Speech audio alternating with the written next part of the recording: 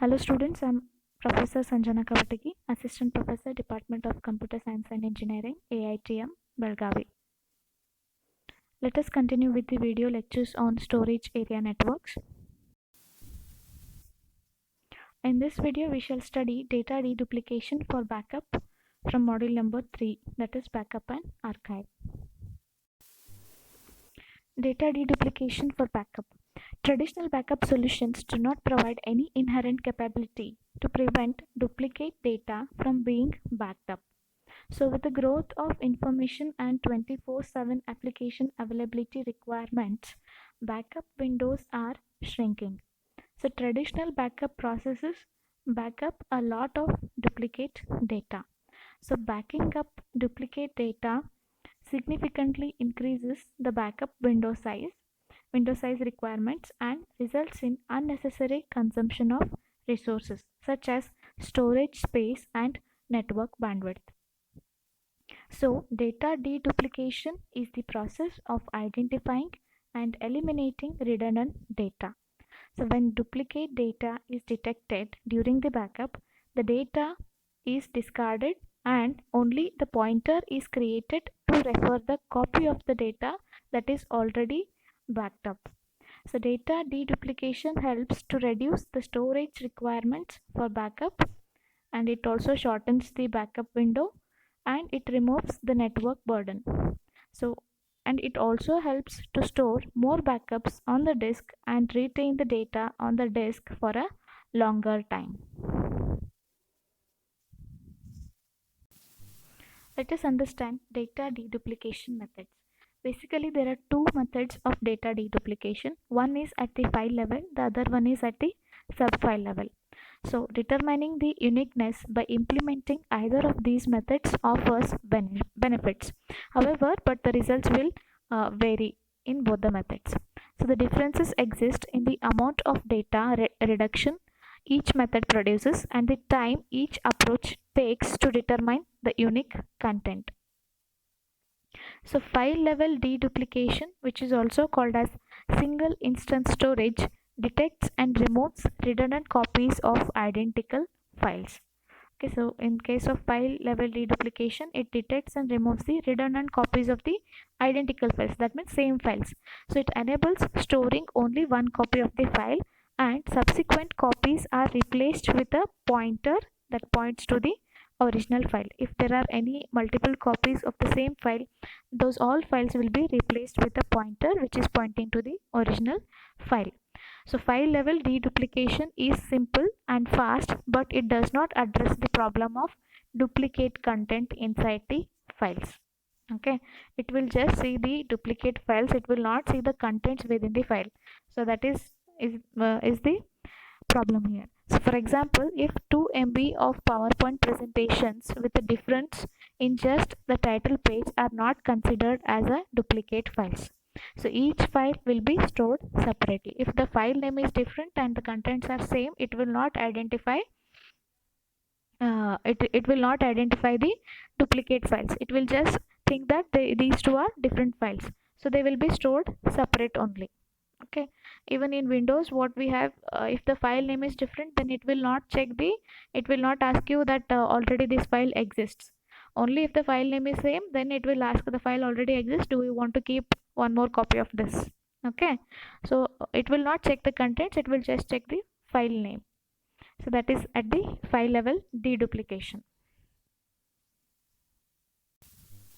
Next, at the subfile deduplication breaks the file into smaller chunks and then uses a specialized algorithm to detect the redundant data within and across the files.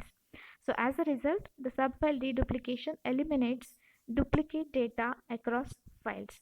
There are two forms of subfile deduplication. One is fixed length block and variable length segment. So in case of fixed length block deduplication, it divides the files into fixed length blocks and uses a hash algorithm to find the duplicate data. Although simple to design, fixed length blocks might miss any opportunities to discover redundant data because the block boundary of similar data might be different. So you take the block boundary of different sizes, even for the same data, it will uh, it will not detect the redundant data, because it will not check the data beyond that particular block boundary. So if after that block boundary, if there is any copy of the same data, or if there is a data which is the which is same as in other file, it will not identify. So in that case, it will fail to identify the redundant data.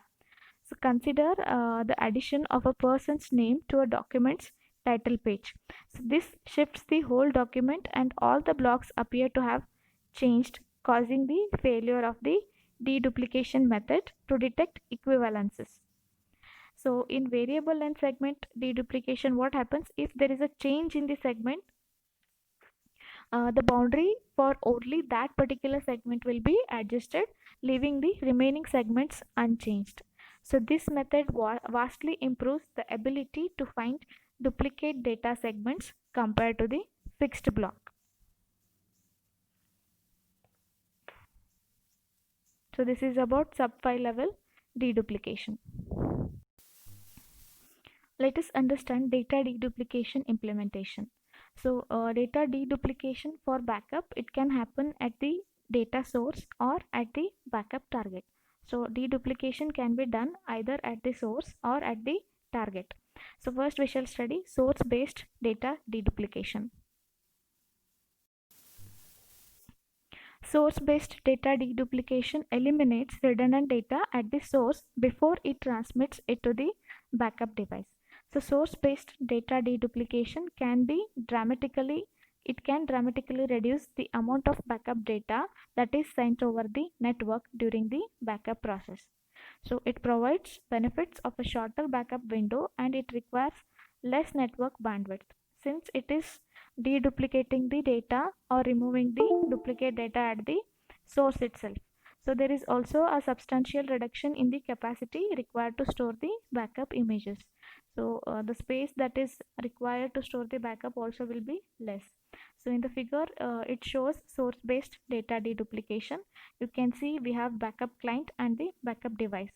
Backup device is nothing but the device to which we are going to store the backup. Okay, these two are connected through storage networks. So deduplication is happening at the source itself. You can see there are two messages, like a letter like symbol AB, AB, AB. There are three copies of the same data. So at the source, what will happen? It will identify the duplicate data, and it will transmit only one copy of the data through the network. We have three copies of the same data. Two will be eliminated and one copy will be sent through storage network, and the same data will be received at the backup device. So this source based data deduplication increases the overhead on the backup client, which impacts the performance of the backup and application running on the client. The disadvantage associated with this is what? This deduplication at the source will increase the overhead on the client itself. Okay, because it has to check and eliminate the redundant data, which is going to impact the performance of the backup as well as application that is running on the client. So source based deduplication, it might also require a change of backup software if it is not supported by the backup software. Okay, so it may also change the it may also require the change in the backup software if it is not supported by the backup client.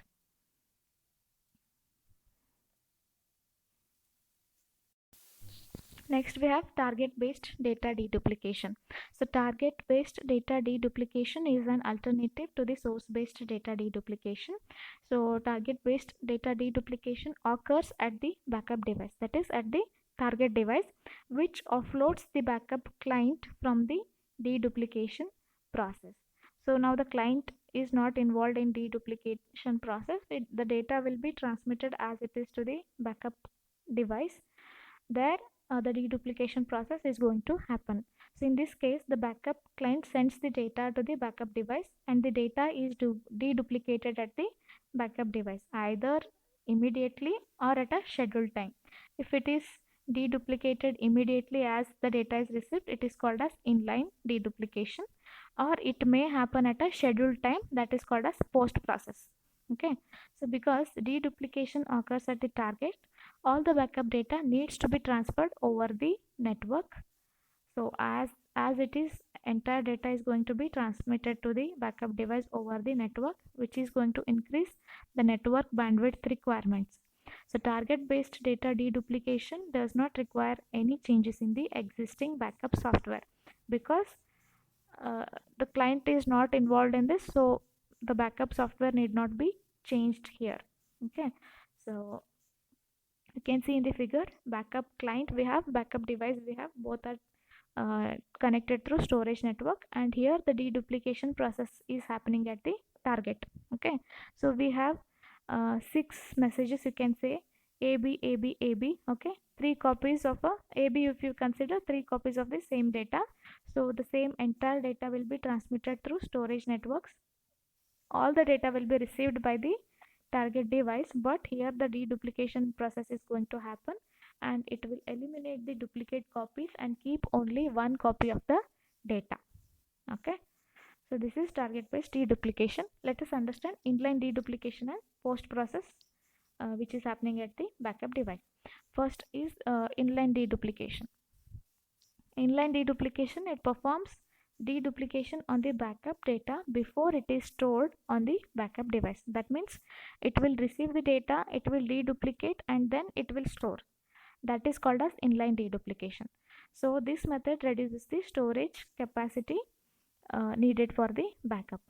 Before storing, if it is deduplicating, then we need not waste the storage space here. So inline deduplication, it also introduces the overhead in the form of the time required to identify and remove deduplication in the data. Okay, since it is deduplicating before storing, it has some overhead in the form of the time that is required to identify and the deduplication, for the deduplication process. So this method is best suited for an environment with a large backup window. Okay, next we have post process deduplication. It enables the backup data to be stored or written on the backup device first and then deduplicated later. Okay, so this method will be suitable for situations with a tighter backup windows. Here what will happen, it will, the backup, once it has taken the backup, it will, everything will be stored in the backup device, and then it will check for the duplicate data, and then it will deduplicate it. Okay, so however, this post process deduplication, it requires more storage capacity to store the backup images before they are deduplicated, because it is going to store the entire data that has been received from the client. So first it will store, and then it will start the deduplication process.